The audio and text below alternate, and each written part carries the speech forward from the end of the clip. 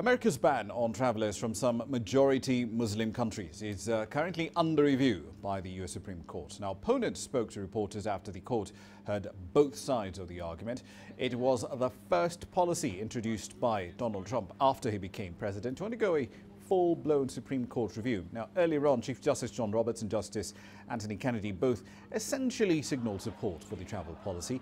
The ban's challengers almost certainly need one of those two justices to be on their side if the court is to strike down this ban. Now, in December, the justices voted to allow the policy to take full effect pending a full hearing.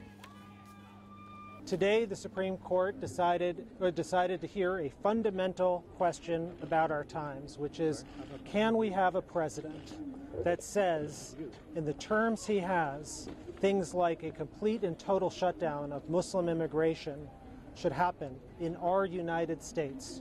Our nation was founded on a different premise, on the idea that you could come to its shores and be treated fairly. And our immigration laws reflect that. We have a proud history of welcoming immigrants to our islands, and they have been invaluable in shaping our story, our spirit of Ohana, and our Aloha culture. The travel ban runs counter. It runs counter to the values of diversity and inclusion that Hawaii holds dear. Today was a crucial stage in our long fight against the Trump Muslim ban. And what I think was especially crucial in the arguments today was the argument saying that Congress is in the driver's seat when it comes to our nation's immigration policy. And what the president is trying to do is he's trying to usurp Congress's role in being in that driver's seat. All right, then, quite a bit to get through from the hearings a little earlier. William Denslow joins us now live from New York with more data on this story. William, so in hearing arguments around this, Justice Alito, he made some interesting comments. Quote, if you look at what was done, it does not look at all like a Muslim ban. How did he arrive at that conclusion? Well, first of all, if we take our minds back to September, we heard from Noel Francisco, who's the Solicitor General representing the Trump administration. Now, he came out back then a few months ago stating that if this was a so-called Muslim ban, it would be the least effective one of its kind, the least effective Muslim ban imaginable, saying that this current travel ban that was put forward by the Trump administration only covers a fraction of the global population of Muslim nations. Now, this was very much echoed in many ways by Justice Sam Alito, who came out and really stated a very similar argument, stating that there are roughly 50 Muslim majority nations around the world. This travel ban only includes 5 of them, also stating that this list of nations on this so-called travel ban only includes about 8% of the global population of Muslims. So that was the clear argument put forward. This was, however, vehemently refuted from Neil Katyal, who is really representing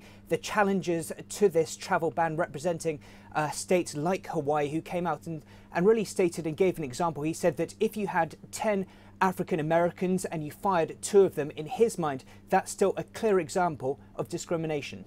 Indeed. So a lawyer for the administration also arguing that the comments made by candidate Trump should be off limits. But why is that the case, since the comments made by then candidate Trump have a direct link to the policies being implemented now by President Trump? I think a clear policy that's really trying to be argued by the likes of Mr. Francisco is that this should be looked at very narrowly and just looked at the policy itself, this piece of not legislation, but looking at what exactly is in the fine print. This is what the Supreme Court should be looking at, ignoring the rhetoric that surrounded a campaign. So essentially, this was the case put forward to the Supreme Court, is just to look at the exact details of what is in the lettering. They argued, and members of the Trump administration argued, that this was a policy that was crafted by several US administrations, very detailed with plenty of intelligence and information going into it, and was simply not just rhetoric made on the campaign trail. Now, that was a very clear policy put forward, and it was also very interesting hearing comments from the Supreme Court. They used an example. They used a clear hypothetical that was put forward to the Supreme Court and to those defending this travel ban, stating that if hypothetically there was to be a president in the future who on the campaign trail was to happen to make incredibly anti-Semitic comments, if the president then put forward a travel ban on those coming from Israel, for example, would that be constitutional? Would the Supreme Court allow it? Now, the defenders of the travel ban, simply put, said Mr. Francisco said that if there was clear national security risks, if advisors to the president had put forward to say, yes, there was a clear threat to the United States, then yes, despite potential anti-Semitic comments, then this policy should still be enacted. Indeed. One last question for you, William. Some of the countries targeted here, Iran, Libya, Somalia, Syria, Yemen, no national from any of these countries has carried out an attack on the continental United States. And historically, courts over there have deferred to the executive on national security matters. How did this tendency come about?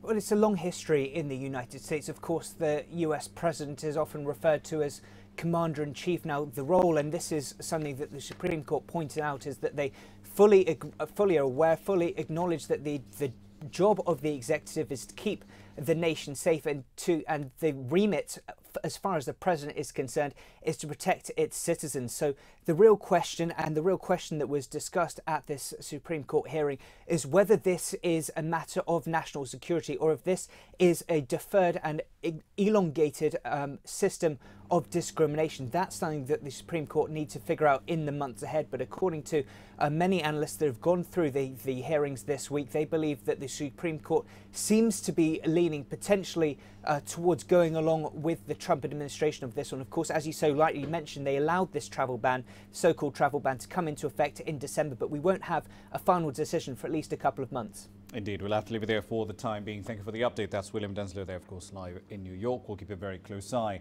on that story, considering the fact that at least two of those countries that are targeted by that policy are right here on the continent.